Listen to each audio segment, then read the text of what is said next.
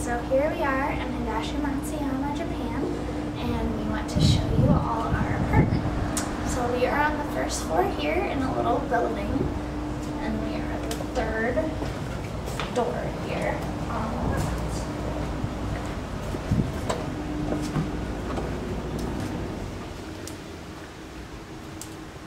Japanese culture dictates that you take off your shoes before entering the house. So every place has a little area to take off your shoes, and we have a lot of storage here to keep our shoes and rain gear and stuff like that. So this is the opening hallway, and right in this room is a bedroom. Our apartment is considered a 2 LDK, which means that it has 2 rooms, a living room, a dining room, and a kitchen. So this is one of the rooms. We use it as our dressing room. So we have all of our suits and work wear up here, and then all of our jackets and some of Brad's shirts because it couldn't all fit in the closet with my clothes. So here's the rest of our storage right here.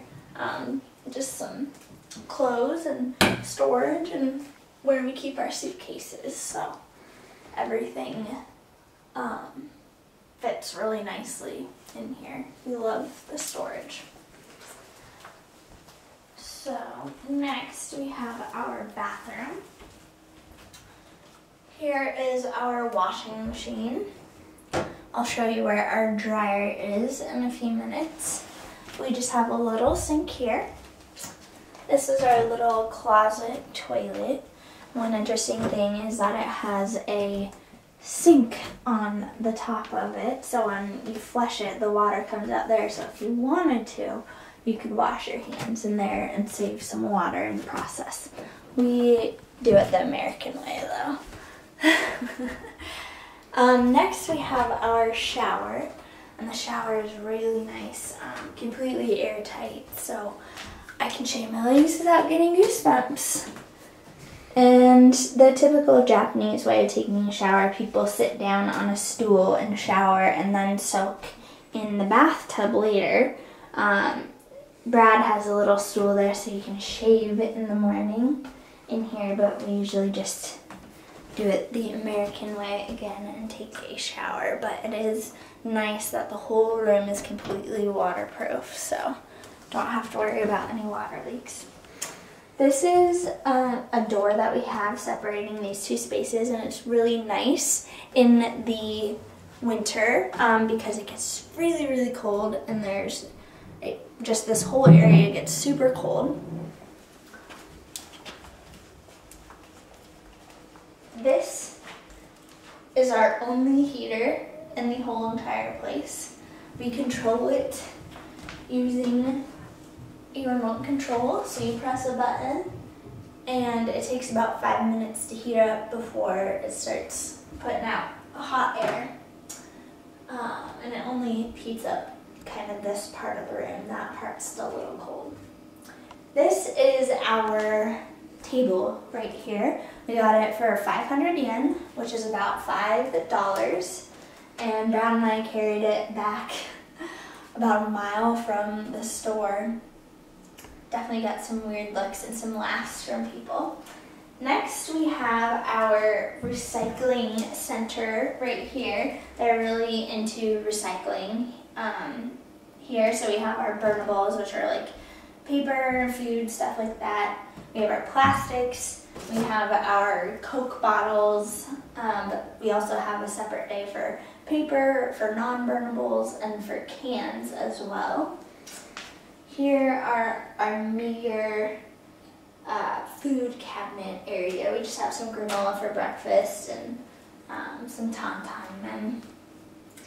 This is our microwave and fridge, which we got at the recycle shop, same place we got the table and dryer. And this microwave was about $85, but come to find out it was a good purchase because it also has a toaster and an oven in it.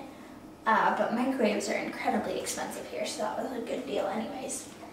we got our stove for free. It was pretty dirty, but Brad cleaned it up, and we just turn on the gas here and start it up, and you can adjust the flame height and turn it off. This is our little kitchen area. They don't have garbage disposals here, so we just have a little bag that fits into the drain and collects all the food that gets washed down there and throw it in our burnables later. But we furnished everything from the 100-yen store or the dollar store, so it's our little meager kitchen area. Next, this is probably the thing that Brad and I have had the hardest time getting used to. The hot water is not automatic here, so we have to turn this on whenever we want to take a shower or wash the dishes or need hot water for anything. So we usually turn it to 43 if we want to take a shower and 40 if we want to do the dishes. But it's incredibly hard to remember to turn off the gas, and we haven't received our first gas bill yet, so that should be interesting once we finally do get that. This phone here is our intercom system, so if somebody rings the bell, we can just talk to them through the phone. It's always connected, so if I wanted to, I could take it off the hook and talk to whoever's in the hallway right now. Next, we have our bedroom. This is called a tatami mat room, and it's called that because of these mats on the floor. They're called tatami mats, and they're like woven straw mats, and they're incredibly expensive.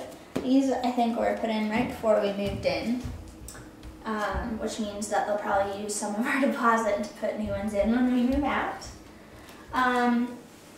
A lot of Japanese people sleep on futons. This isn't a futon, it's a little bit thicker. It's just a foldable mattress. But we sleep on this at night, and then we fold it up and put it in the closet here during the day. We have to do that because it gets really warm and it could start to mold if we left it out during the day on these tatami mats. So keep that in there at night. A lot of Japanese people, you'll see them hanging their futons out on their balcony during the day and kind of beating all the dust out of them, but luckily we don't have to do that with our mattress. At night, we close these doors right here. We have a door right here, and then also on this side right here that we close, and it makes everything super dark so it's easy to sleep in, and it also keeps it a little bit warmer when it's really cold outside. This is our $20 couch that we got, but it's not currently in front of our little TV area because we don't have cable and we don't have any DVDs, so all we have is Brad's Xbox 360 and a couple of games that he brought along that he doesn't use all that often. It just came in handy when we first got here and hadn't started working yet.